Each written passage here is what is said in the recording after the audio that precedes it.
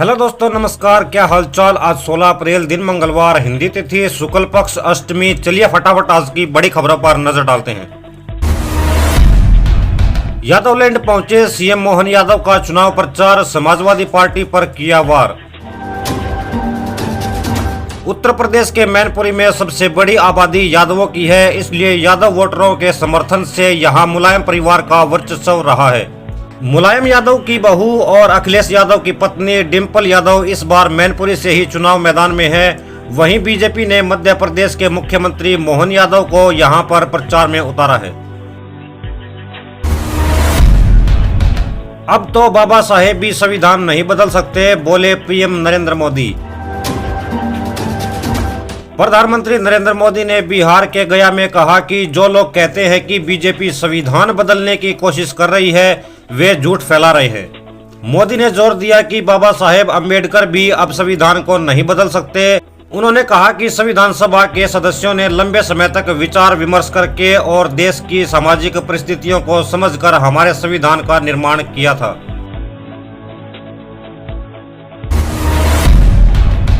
JP Nadda ने दक्षिण से भरी हुंकार, तमिलनाडु के रामनाथपुरम में किया रोड शो। तमिलनाडु के रामनाथपुरम में बीजेपी के अध्यक्ष जेपी नड्डा ने रोड शो किया। रैली में उमड़ी भीड़ को देखकर विश्वास जताया कि अब दक्षिण में भी बीजेपी विजयी है। पार्टी दक्षिण का दुर्ग फतेह करने की कोशिश में है। वहां 128 सीटें हैं, इसलिए बीजेपी का खास फोकस है।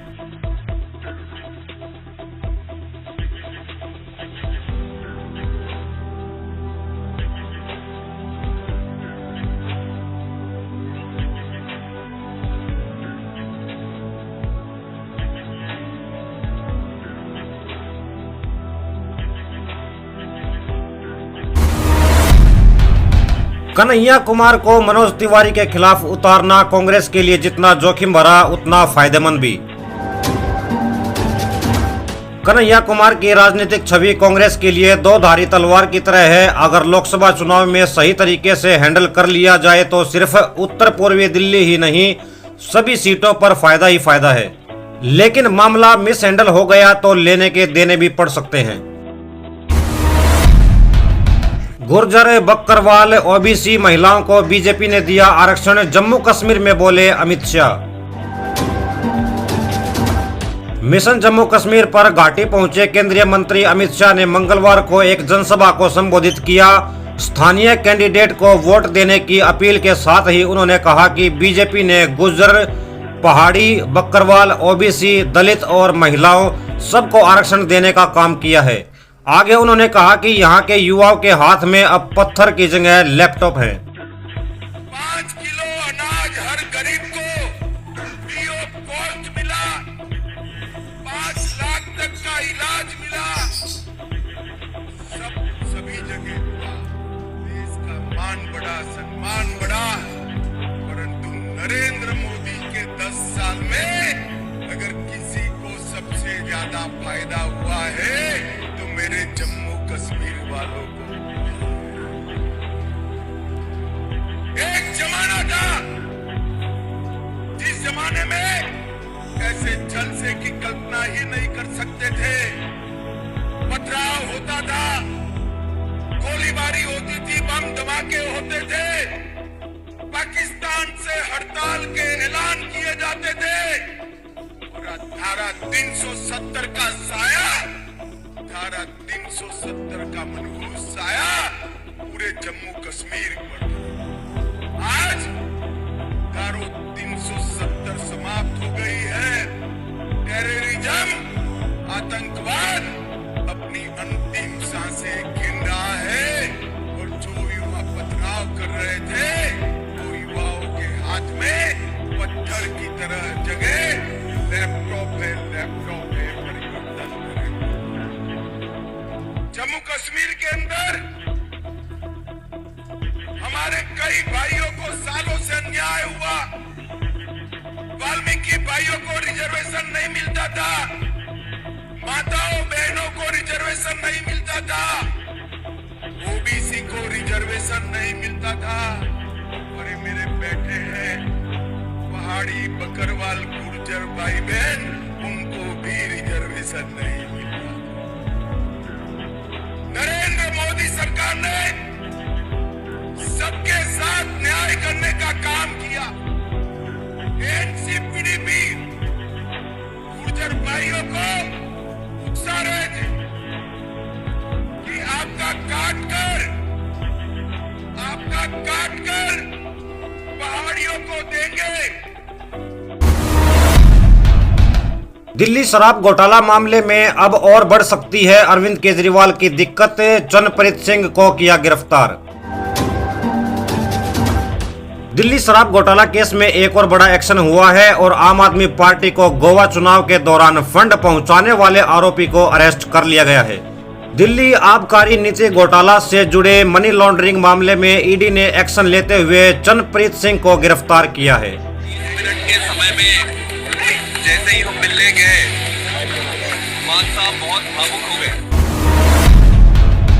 एक ही आईपीएल मैच में 549 रन, चौको छक्कों का लगा अंबार। पहली बार हुआ ऐसा। आईपीएल 2024 के मैच नंबर 30 में रॉयल चैलेंजर्स बेंगलुरु और सनराइजर हैदराबाद के बीच हुए मैच में कई रिकॉर्ड्स बने, वहीं कई टूटने से भी बच गए। इस दौरान रिकॉर्ड बुक में कई कारनामों की तो पहली बार एंट्री हुई।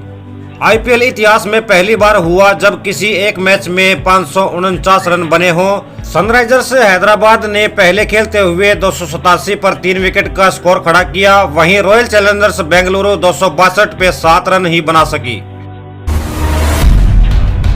राजस्थान मध्य प्रदेश में बरसेंगे बादल, पंजाब में ओलावृष्टि की संभावना। मौसम विभाग के मुताबिक 16 अप्रैल को राजस्थान मध्य प्रदेश विदर्भ में बारिश और पंजाब में ओले गिरने की संभावना है। इसके अलावा जम्मू कश्मीर, हिमाचल प्रदेश और उत्तराखंड में बर्फबारी की आशंका है। पीएम मोदी ने बताया देश के विकास का रोड मैप, विपक्ष पर किया वार। लोकसभा चुनाव से पहले पीएम मोदी ने अपने इंटरव्यू में 2047 तक देश के विकास का रोड मैप बताया। उन्होंने अपनी सरकार की उपलब्धियां गिनाई और विरोधियों पर भी जमकर प्रहार किया। और मैं कहता था कि 2047 देश की आजादी के 100 साल होंगे। स्वाभाविक रूप से ऐसे जो माइलस्टोन होते हैं वो एक प्रकार से नया उत्साह भरते हैं, नए संकल्प के लिए व्यक्ति को तैयार करते हैं। और उस अर्थ में मेरा मत था कि एक मौका है, 75 साल पर हम खड़े हैं, 100 साल पहुंचने वाले हैं। इस 25 साल का सर्वाधिक उपयोग कैसे करें? हर इंस्टीट्यूशन, हर कोई अपना एक लक्ष्य बढ़ाए कि मैं अपना गांव का प्रधान हूँ, 2047 तक मेरे गांव में इतना तो मैं करूँगा। आरबीआई को मैं कार्यक्रम में भी गया, 90 साल का उनका कार्यक्रम। तो मैंने कहा कि 10 साल बहुत महत्वपूर्ण है, आपके 100 साल होंगे, इस पर अभी से सोचिए। तो मेरे मन में 2047 ये भारत की आज़ादी के 100 साल और देश में एक प्रेरणा जगनी चाहिए। और आज़ादी के 100 साल अपने आप एक बहुत इंस्पिरेशन है, किसी व्यक्ति की जरूरत नहीं है। तो एक पार्ट तो वो है, दूसरा है 2024 ये चुनाव का हमारा जो क्रम है 5 साल का, उसके हिसाब से वो आया हुआ क्रम। फिलहाल इस वीडियो में बस इतना ही। हम मिलते हैं फिर किसी नई वीडियो में नए टॉपिक के साथ। तब तक के लिए जय हिंद, जय भारत।